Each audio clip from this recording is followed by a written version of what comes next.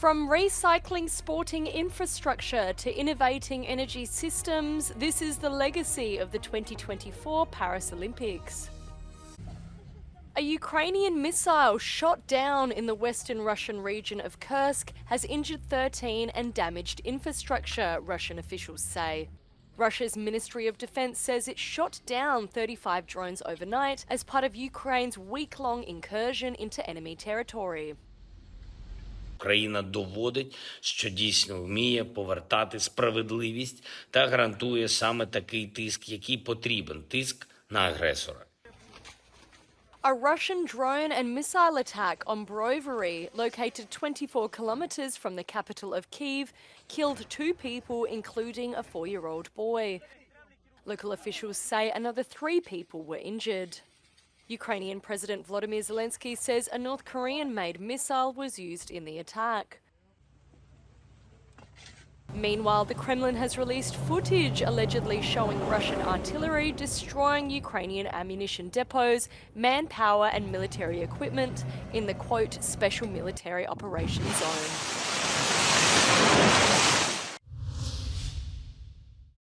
As the 2024 Paris Olympics comes to a close, the legacy of the international 4-yearly multi-sporting event is being felt further than just the French capital and spans innovating energy policies to recycling sporting infrastructure.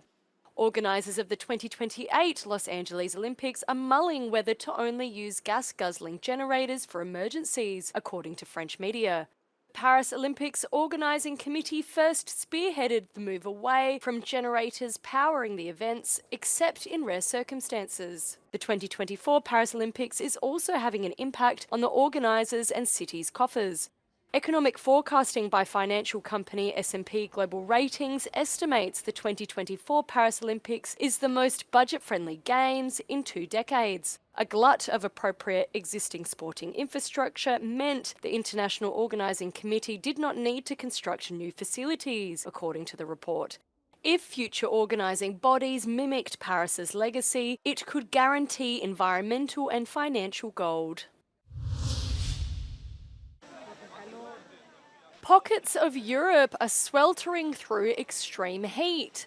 Weather forecasters say Italy will sizzle through its hottest weekend of the year, with French authorities warning of a heat wave sweeping through the country's south. One meteorologist says human-induced climate change is to blame. Dal 1850 in poi, con la combustione dei combustibili fossili sempre di più, e poi in queste ultime settimane e mesi abbiamo avuto anche la frequente presenza dell'anticiclone africano, che però sembra proprio collegato anche ai cambiamenti climatici. Nurses have been deployed in France's 28 affected regions to check on the vulnerable.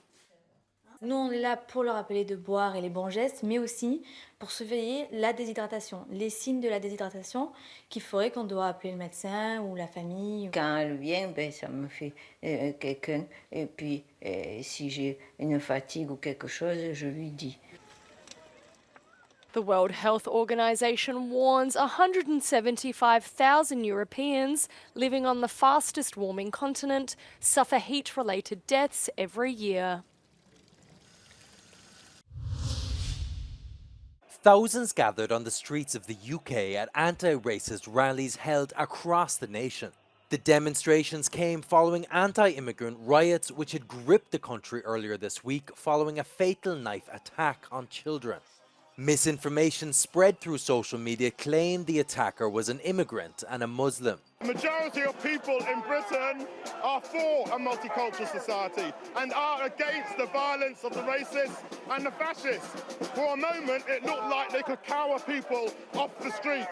For a moment, it looked like the fear was going to win over. But by organising, by drawing on the lessons of the past, but if we organise, we can win. We showed we could turn this round. But it's only the beginning, it's just the start. In London, thousands assembled outside Reform UK's office to accuse British politician Nigel Farage of inciting fascist rioters.